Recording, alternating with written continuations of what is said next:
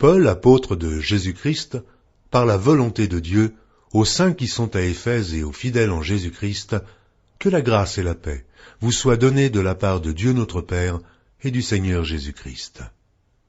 Béni soit Dieu, le Père de notre Seigneur Jésus-Christ, qui nous a bénis de toutes sortes de bénédictions spirituelles dans les lieux célestes en Christ.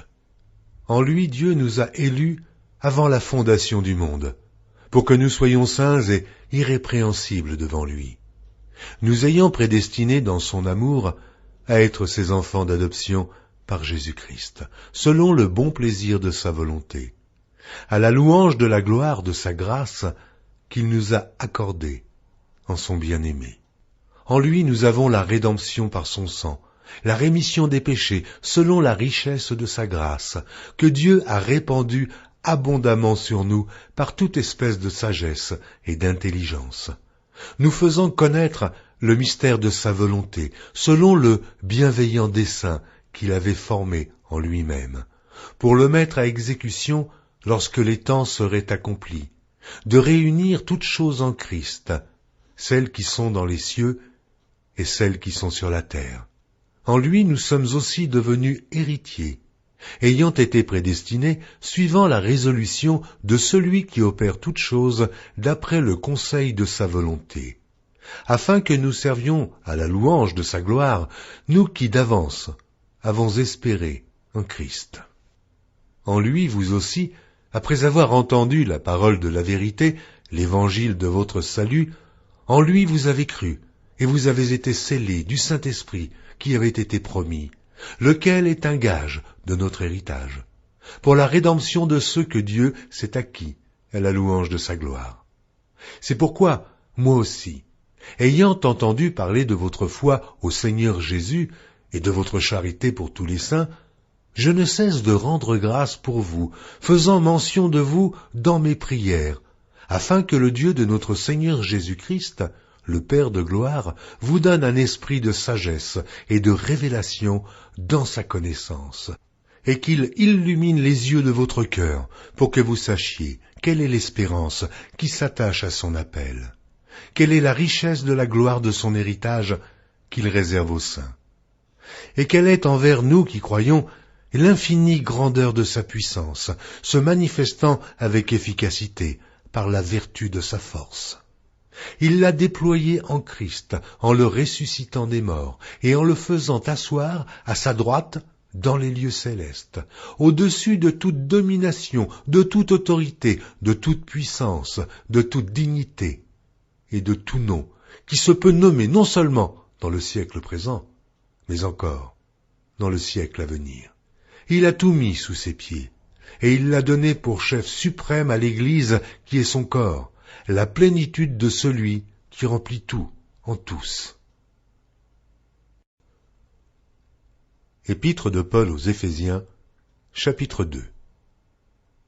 Vous étiez morts par vos offenses et par vos péchés, dans lesquels vous marchiez autrefois, selon le train de ce monde, selon le prince de la puissance de l'air, de l'esprit qui agit maintenant dans les fils de la rébellion.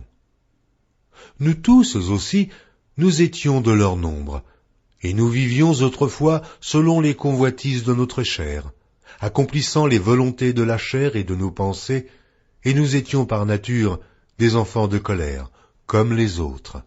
Mais Dieu qui est riche en miséricorde, à cause du grand amour dont il nous a aimés, nous qui étions morts par nos offenses, nous a rendus à la vie avec Christ. C'est par grâce que vous êtes sauvés. Il nous a ressuscités ensemble, et nous a fait asseoir ensemble dans les lieux célestes en Jésus-Christ, afin de montrer dans les siècles à venir l'infinie richesse de sa grâce, par sa bonté envers nous, en Jésus-Christ. Car c'est par la grâce que vous êtes sauvés, par le moyen de la foi, et cela ne vient pas de vous, c'est le don de Dieu. Ce n'est point par les œuvres, afin que personne ne se glorifie. Car nous sommes son ouvrage, ayant été créés en Jésus-Christ pour de bonnes œuvres que Dieu a préparées d'avance, afin que nous les pratiquions.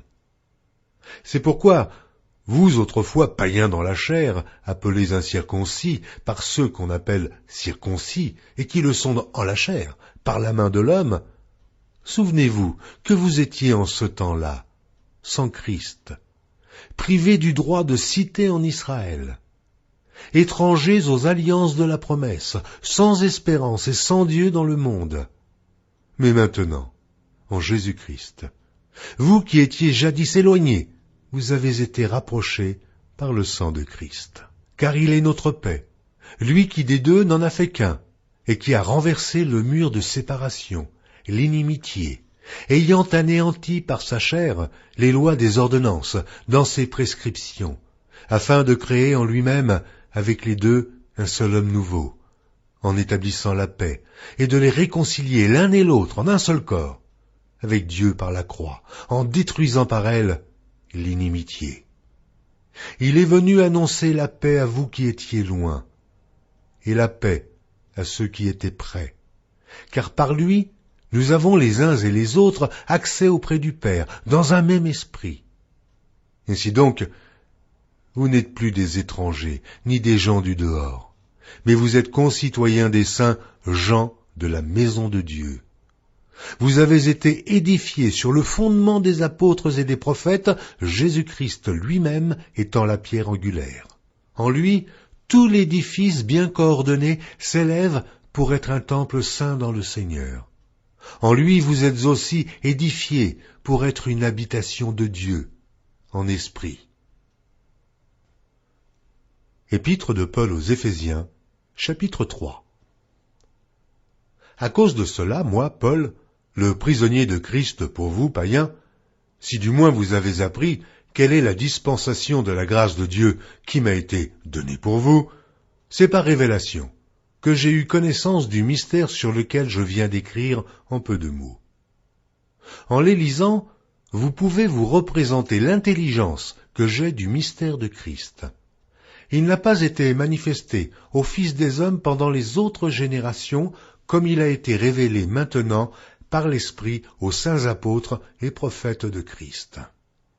Ce mystère, c'est que les païens sont cohéritiers, forment un même corps et participent à la même promesse en Jésus-Christ par l'Évangile, dont j'ai été fait ministre selon le don de la grâce de Dieu qui m'a été accordé par l'efficacité de sa puissance. À moi, qui suis le moindre de tous les saints, cette grâce a été accordée d'annoncer aux païens les richesses incompréhensibles de Christ, et de mettre en lumière quelle est la dispensation du mystère caché de tout temps en Dieu qui a créé toutes choses, afin que les dominations et les autorités dans les lieux célestes connaissent aujourd'hui par l'Église la sagesse infiniment variée de Dieu, selon le dessein éternel qu'il a mis à exécution par Jésus-Christ notre Seigneur, en qui nous avons, par la foi en lui, la liberté de nous approcher de Dieu avec confiance. Aussi je vous demande de ne pas perdre courage à cause de mes tribulations pour vous. Elles sont votre gloire. À cause de cela, je fléchis les genoux devant le Père, duquel tire son nom toute famille, dans les cieux et sur la terre, afin qu'il vous donne, selon la richesse de sa gloire, d'être puissamment fortifié par son esprit dans l'homme intérieur, en sorte que Christ habite dans votre cœur par la foi, afin qu'étant enraciné et fondé dans l'amour, vous puissiez comprendre, avec tous les saints, quelle est la largeur, la longueur, la profondeur et la hauteur, et connaître l'amour de Christ, qui surpasse toute connaissance, en sorte que vous soyez remplis jusqu'à toute la plénitude de Dieu.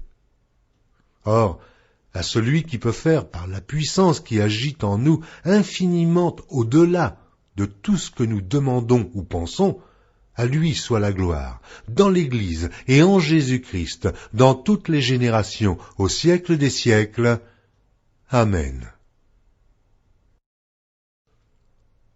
Épître de Paul aux Éphésiens, chapitre 4.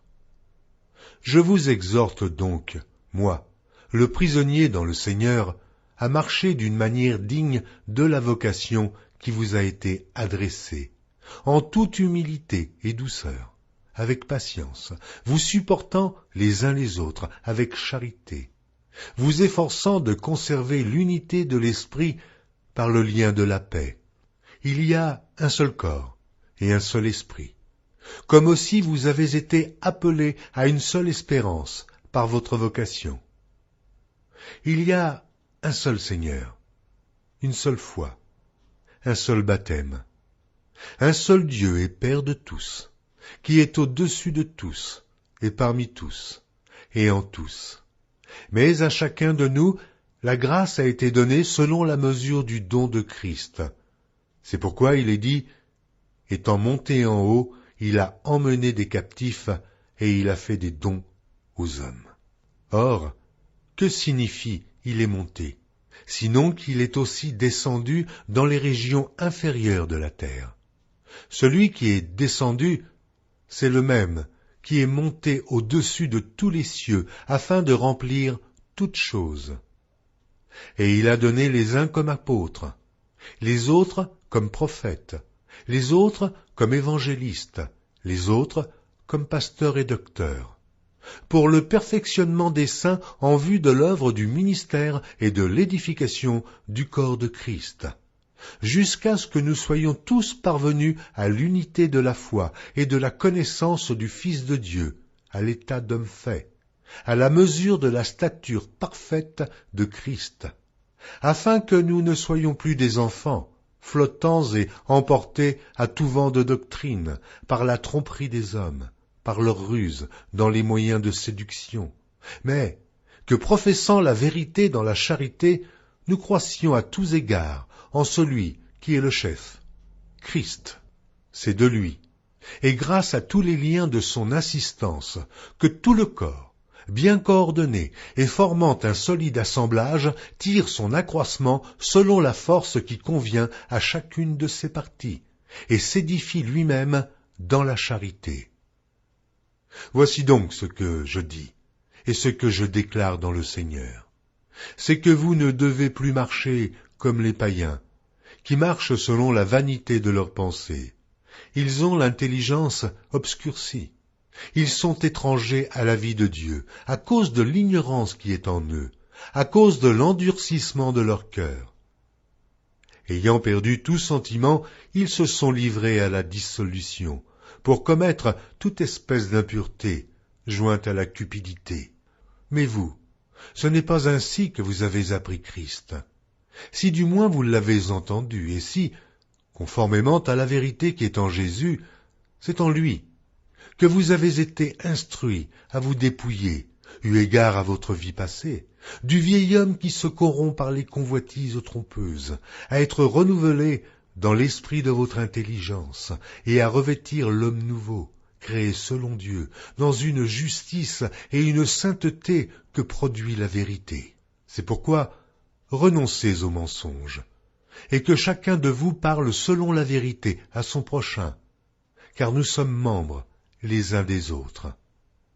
Si vous vous mettez en colère, ne péchez point, que le soleil ne se couche pas sur votre colère, et ne donnez pas accès au diable. Que celui qui dérobait ne dérobe plus, mais plutôt qu'il travaille, en faisant de ses mains ce qui est bien, pour avoir de quoi donner à celui qui est dans le besoin. Qu'il ne sorte de votre bouche aucune parole mauvaise, mais, s'il y a lieu, quelques bonnes paroles, qui servent à l'édification et communiquent une grâce à ceux qui l'entendent. N'attristez pas le Saint-Esprit de Dieu, par lequel vous avez été scellés pour le jour de la rédemption. Que toute amertume, toute animosité, toute colère, toute clameur, toute calomnie, et toute espèce de méchanceté disparaissent du milieu de vous. Soyez bons les uns envers les autres, compatissants, vous pardonnant réciproquement, comme Dieu vous a pardonné en Christ. Épître de Paul aux Éphésiens, chapitre 5. Devenez donc les imitateurs de Dieu, comme des enfants bien-aimés, et marchez dans la charité, à l'exemple de Christ, qui nous a aimés, et qui s'est livré lui-même à Dieu, pour nous, comme une offrande et un sacrifice de bonne odeur. Que l'impudicité, qu'aucune espèce d'impureté et que la cupidité ne soit pas même nommée parmi vous, ainsi qu'il convient à des saints. Qu'on n'entende ni paroles déshonnêtes, ni propos insensés, ni plaisanteries, choses qui sont contraires à la bienséance, qu'on entende plutôt des actions de grâce, car, sachez-le bien, aucun impudique ou impur, ou cupide, c'est-à-dire idolâtre, n'a d'héritage dans le royaume de Christ et de Dieu. Que personne ne vous séduise par de vains discours, car c'est à cause de ces choses que la colère de Dieu vient sur les fils de la rébellion. N'ayez donc aucune part avec eux. Autrefois vous étiez ténèbres, et maintenant vous êtes lumière dans le Seigneur. Marchez comme des enfants de lumière, car le fruit de la lumière consiste en toutes sortes de bonté, de justice et de vérité. Examinez ce qui est agréable au Seigneur, et ne prenez point part aux œuvres infructueuses des ténèbres, mais plutôt condamnez-les. Car il est honteux de dire ce qu'ils font en secret. Mais tout ce qui est condamné est manifesté par la lumière, car tout ce qui est manifesté est lumière. C'est pour cela qu'il est dit « Réveille-toi, toi qui dors. Relève-toi d'entre les morts, et Christ t'éclairera. Prenez donc garde de vous conduire avec circonspection, non comme des insensés, mais comme des sages. Rachetez le temps, car les jours sont mauvais. C'est pourquoi ne soyez pas inconsidérés, mais comprenez quelle est la volonté du Seigneur. Ne vous enivrez pas de vin, c'est de la débauche. Soyez au contraire remplis de l'esprit. Entretenez-vous par des psaumes, par des hymnes et par des cantiques spirituels, chantant et célébrant de tout votre cœur les louanges du Seigneur. Rendez continuellement grâce pour toutes choses à Dieu le Père, au nom de notre Seigneur Jésus-Christ, vous soumettant les uns aux autres dans la crainte de Christ. Femmes, soyez soumises à vos maris, comme au Seigneur, car le mari est le chef de la femme, comme Christ est le chef de l'Église, qui est son corps et dont il est le Sauveur. Or, de même que l'Église est soumise à Christ, les femmes aussi doivent l'être à leur mari en toutes choses. Marie, aimez vos femmes, comme Christ a aimé l'Église et s'est livré lui-même pour elle, afin de la sanctifier par la parole, après l'avoir purifiée par le baptême d'eau, afin de faire paraître devant lui cette Église glorieuse, sans tache, ni ride, ni rien de semblable, mais sainte et irrépréhensible. C'est ainsi que les maris doivent aimer leur femme comme leur propre corps. Celui qui aime sa femme s'aime lui-même, car jamais personne n'a haï sa propre chair, mais il la nourrit et en prend soin, comme Christ le fait pour l'Église, parce que nous sommes membres de son corps. C'est pourquoi l'homme quittera son père et sa mère, et s'attachera à sa femme, et les deux deviendront une seule chair. Ce mystère est grand. Je dis cela par rapport à Christ et à l'Église. Du reste, que chacun de vous aime sa femme comme lui-même, et que la femme respecte son mari. Épître de Paul aux Éphésiens, chapitre 6. Enfants, obéissez à vos parents, selon le Seigneur, car cela est juste. Honore ton père et ta mère, c'est le premier commandement avec une promesse, afin que tu sois heureux et que tu vives longtemps sur la terre.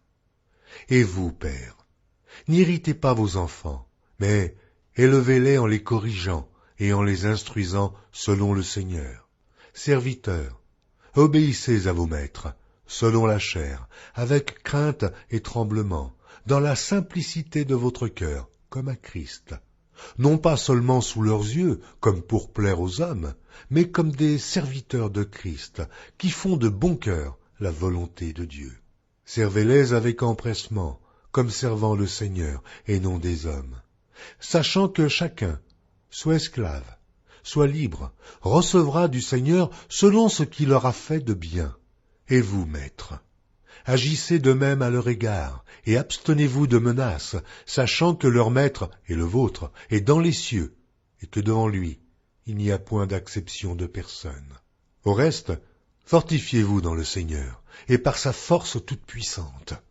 Revêtez-vous de toutes les armes de Dieu, afin de pouvoir tenir ferme contre les ruses du diable. Car nous n'avons pas à lutter contre la chair et le sang, mais contre les dominations, contre les autorités, contre les princes de ce monde de ténèbres, contre les esprits méchants dans les lieux célestes.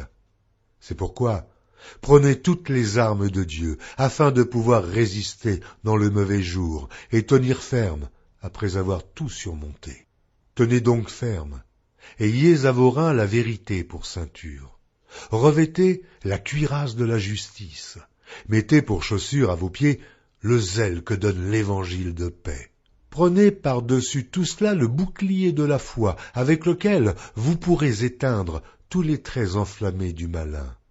Prenez aussi le casque du salut et l'épée de l'esprit, qui est la parole de Dieu. Faites en tout temps par l'esprit toutes sortes de prières et de supplications. Veillez à cela avec une entière persévérance et priez pour tous les saints.